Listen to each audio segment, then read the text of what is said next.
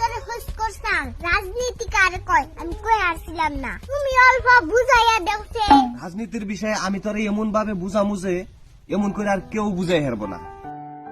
কিন্তু তার আগে একটা কথা কয় যে এই ব্যক্তি ইনকাম করে কেরা কে তুমি আর খরচ করে কেরা, মা বাড়ির কাজকর্ম করে কেরা কাম করো না খালা আর বেকার থাকে কেরা। কে আমি তাহলে বুঝে আমি হইলাম অর্থনীতি, তোর মা হইল সরকার, আর তোর কাম করে না খালা হইছে কর্মচারী, আর তুই হইছ সাধারণ জনতা।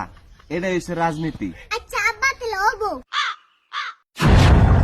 আব্বা কালকে রাইতে আমি রাজনীতি ভালো করে বুঝা গেছি গে কে কালকে রাইতে আবার কি হইছে?